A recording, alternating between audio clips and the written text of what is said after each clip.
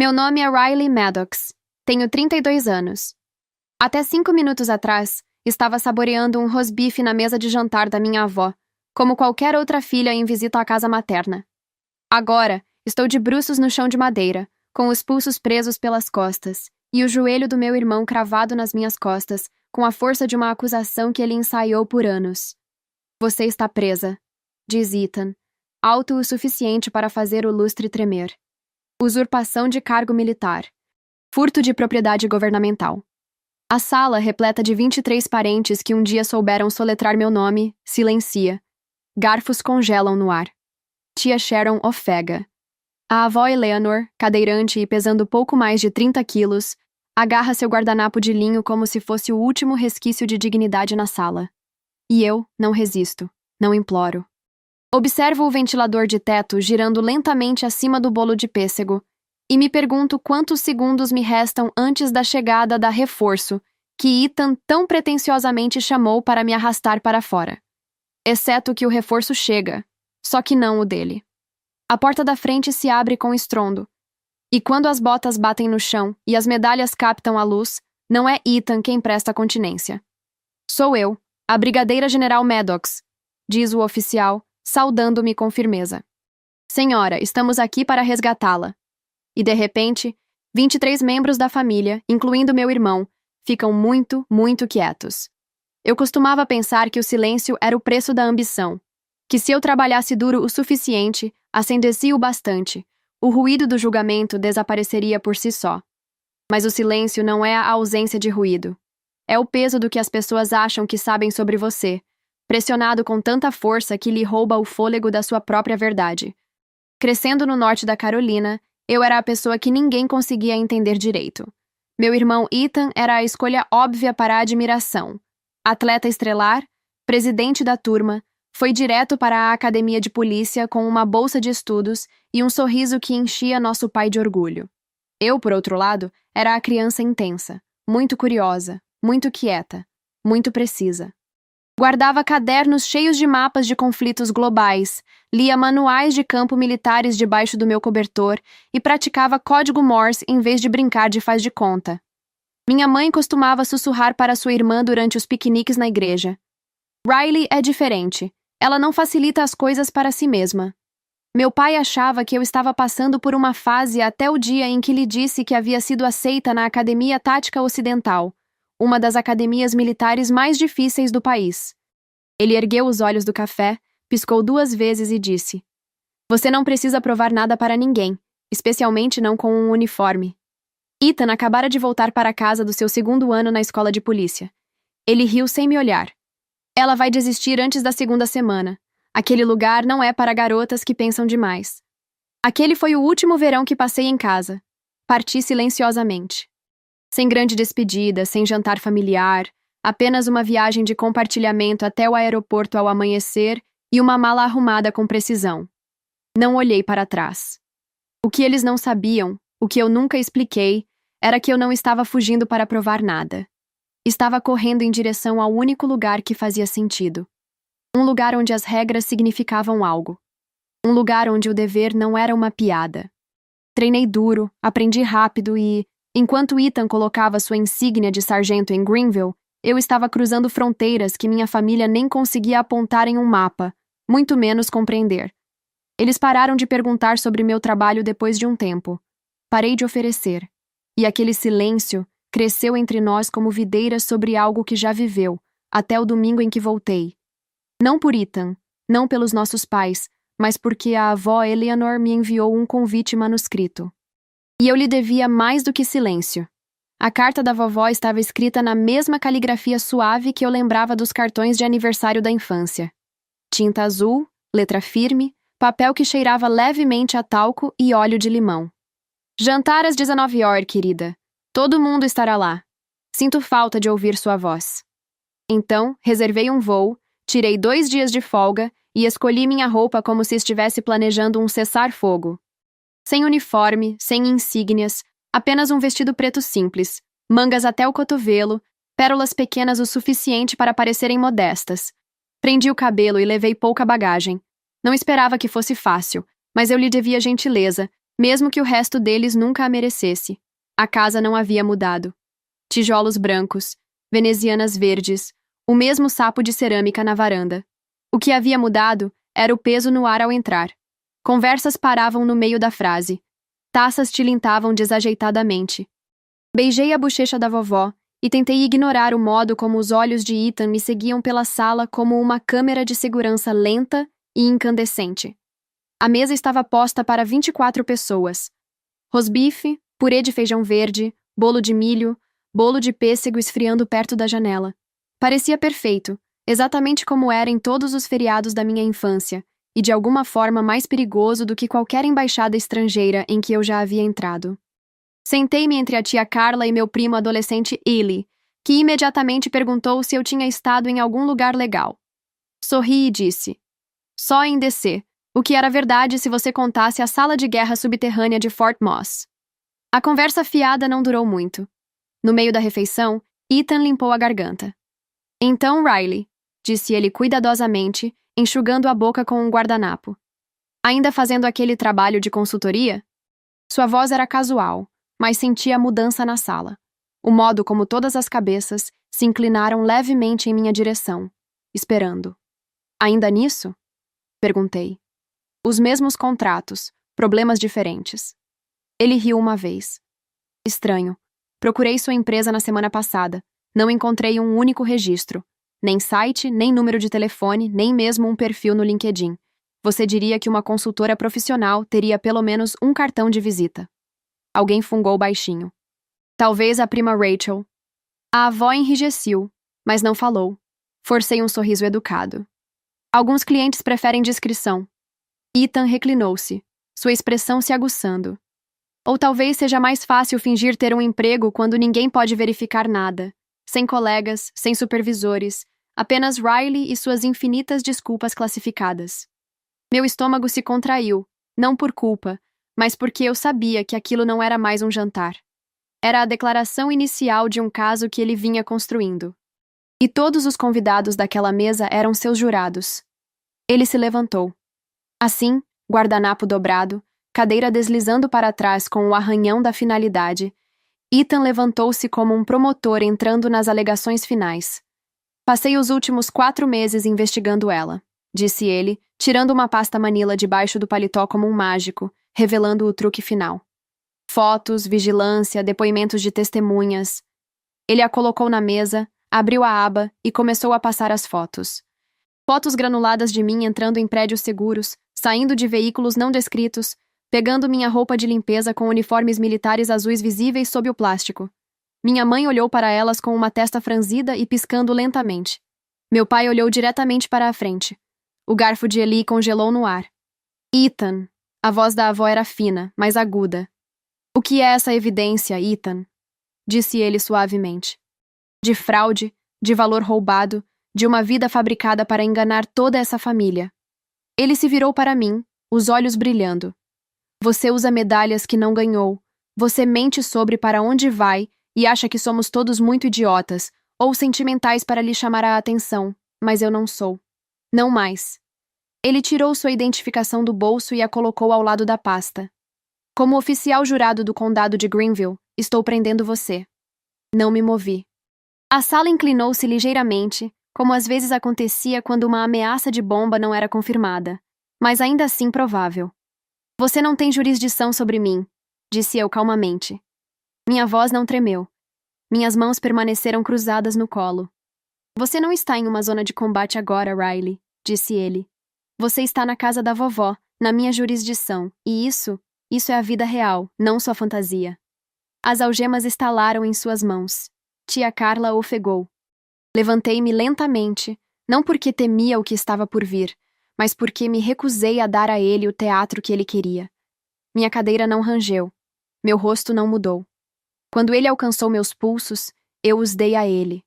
O metal estava frio e apertado. Ele se certificou disso. Riley Maddox, disse ele, a voz subindo. Você tem o direito de permanecer em silêncio.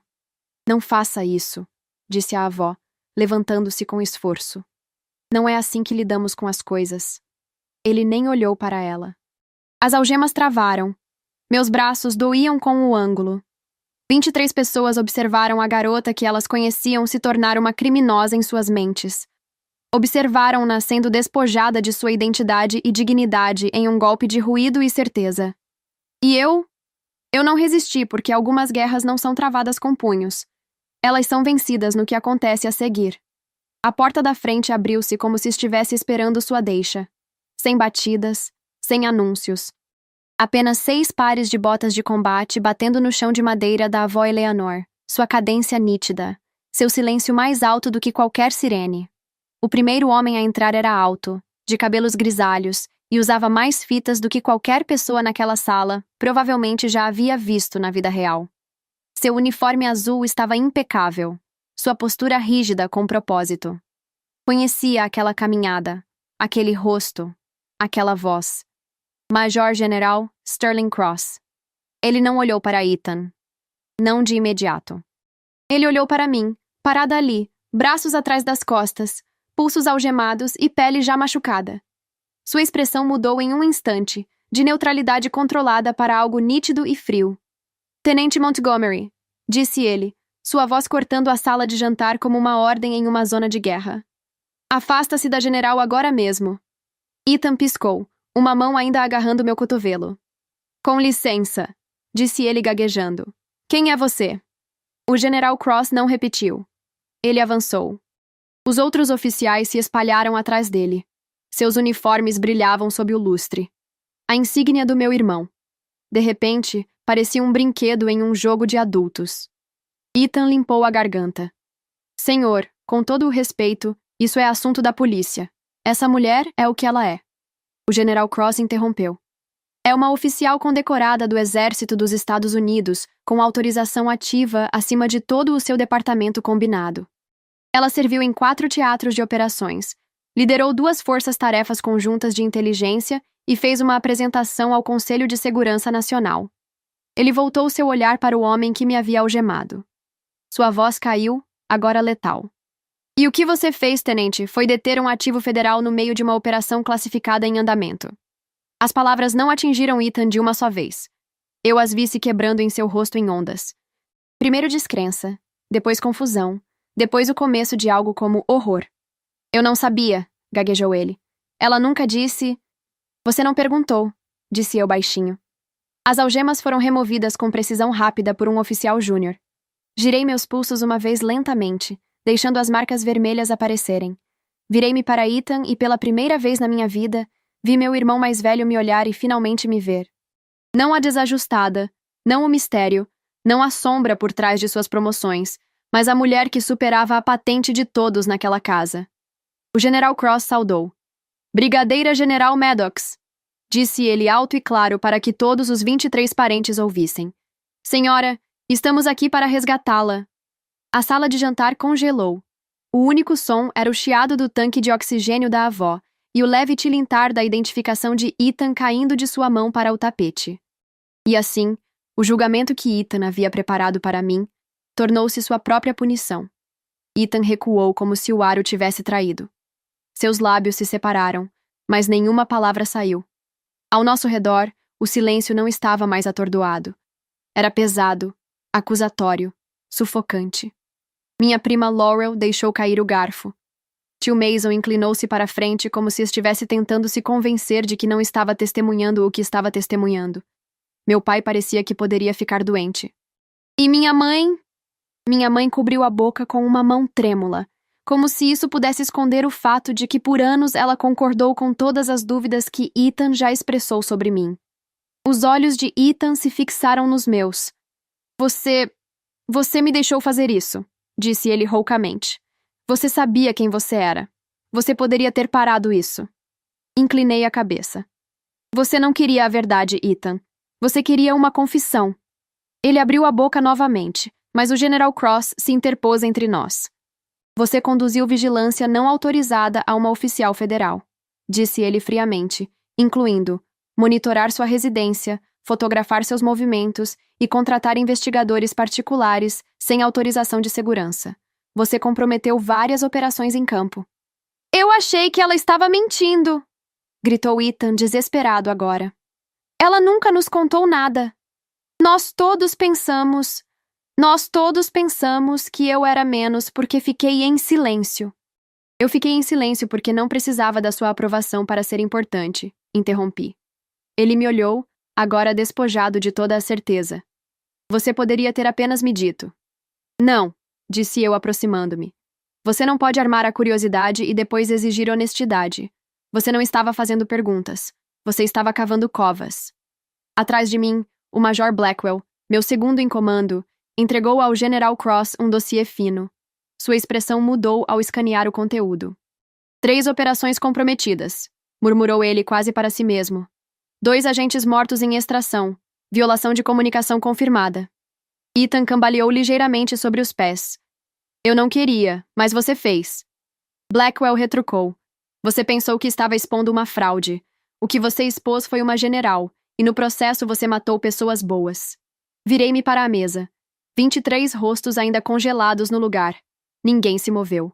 Ninguém fez um som, exceto a avó Eleanor. Ela levantou os olhos, a voz mal acima de um sussurro. Riley, isso é verdade? Você tem servido o tempo todo. Olhei para ela, então para a única que havia perguntado sem julgamento em sua voz. Sim, vovó, disse eu, e pela primeira vez em anos deixei a verdade ser vista. Todos os dias. 3 semanas depois, sentei-me à frente de uma mesa de conferência de aço na ala de inteligência segura de Fort Wexler. As persianas estavam abaixadas. O selo do Departamento de Defesa brilhava atrás de mim. Usava meu uniforme, não para ostentação, mas para clareza. A porta abriu-se. 2 oficiais federais escoltaram Ethan, sem identificação, sem cinto, apenas um terno cinza que pendia solto em um corpo que havia perdido o peso da arrogância. Ele não parecia o homem que me jogou no chão na frente de toda a nossa família. Ele parecia alguém que finalmente havia percebido a gravidade do buraco que havia cavado. Sr. Montgomery, disse eu, mantendo o tom plano. Por favor, sente-se. Ele obedeceu sem dizer uma palavra. Deslizei um documento pela mesa em sua direção, um resumo completo da operação de vigilância que ele havia conduzido contra mim. Cada foto, cada conversa que ele teve com empreiteiros privados, cada ponto de falha. Este é o escopo do que você fez, disse eu. Você não apenas me humilhou na frente da nossa família. Você comprometeu operações federais. Você me expôs e, por extensão, minha equipe. 2 de nossos ativos foram retirados de sua posição na noite após sua pequena apresentação. Um não conseguiu sair. Ele se encolheu. Eu não sabia, sussurrou ele. Eu achei que estava mentindo. Porque a verdade não se encaixava na história que você precisava. Terminei. Ethan olhou para cima. Não havia mais bravata em seus olhos. Nenhuma voz de tribunal. Nenhum sorriso. Eu estava com ciúmes, disse ele suavemente. Do seu silêncio, da sua confiança, do fato de que a vovó olhou para você como se soubesse que havia mais em você. Eu queria te derrubar para que você parecesse humana de novo. Recuei, deixando as palavras pairando. E agora, ele engoliu em seco. Eu sei que estava errado. Fiz um aceno de cabeça frio e limpo. Estou recomendando a acusação, disse eu. Sem interferência familiar, sem considerações especiais. Você enfrentará a sentença como qualquer outra pessoa que comprometa a segurança nacional. Ele não discutiu. Pela primeira vez na vida, Ethan não tinha mais nada a dizer. A ligação veio 2 noites depois. Vovó Eleanor. Sua voz estava mais firme do que eu esperava. Eu sei o que ele fez, disse ela. Não quero justificar, mas preciso te perguntar algo. Fechei o arquivo que eu estava revisando. Recostei-me na cadeira. Estou ouvindo. Não estou ligando para o Ethan, disse ela. Estou ligando para você. Eu vi meu neto te humilhar. E eu vi você ficar parada, composta, quieta. Não porque você era fraca, mas porque você sabia quem você era. Nunca estive mais orgulhosa. Mas, Riley, eu não quero que essa família desapareça. Não completamente. Deixei o silêncio se estender. Deixei-o assentar entre nós como a poeira de uma velha guerra que nenhuma de nós pediu. Não vou voltar para os jantares de Natal, vovó, disse eu suavemente. Eu não pensei que você iria, ela sussurrou. Mas eu queria ouvir sua voz, dizer isso claramente. Você merecia melhor do que nós te demos. Minha garganta se apertou, não de tristeza, mas com algo mais quieto, algo que esperou 32 anos para ser ouvido. Sei que aconteça o que acontecer com o Ethan, acrescentou ela. Ele vai viver com isso, mas espero que um dia você se permita viver também, não apenas servir. Era a única coisa que alguém havia dito para mim em meses que não soava como pedido de desculpas ou controle de danos. Apenas amor. Estou tentando, disse eu. Eu sei, ela respondeu. Eu sempre soube. E pela primeira vez, acreditei nela. Agora, quando as pessoas me perguntam sobre aquela noite, sobre o jantar, a prisão, as botas marchando para a casa da vovó, eu não conto a elas sobre o caos. Não falo sobre as algemas ou a pasta, ou como o silêncio caiu sobre aquela mesa como uma guilhotina. Eu conto a elas isso. Há poder na paciência, há clareza em escolher não se apresentar para pessoas que já decidiram quem você é, e há liberdade na verdade, mesmo que ela chegue tarde, mesmo que lhe custe algo. Ethan achou que estava salvando a família de uma fraude, mas o que ele realmente expôs foi um legado que ninguém naquela sala estava pronto para enfrentar. O meu. Não o mais alto, não o mais elogiado, mas o que manteve o país mais seguro dia após dia, sem pedir aplausos. E se eu tivesse que fazer de novo, voar silenciosamente, sentar-me naquela mesa, sentir as algemas em meus pulsos, eu faria. Porque agora, quando as pessoas ouvem o nome General Riley Maddox, elas não veem um mistério. Elas veem uma mulher que perseverou, uma mulher que serviu, e uma mulher que se recusou a ser apagada, mesmo pelo seu próprio sangue. Esse é o legado que escolhi. E eu o uso melhor do que qualquer insígnia jamais poderia.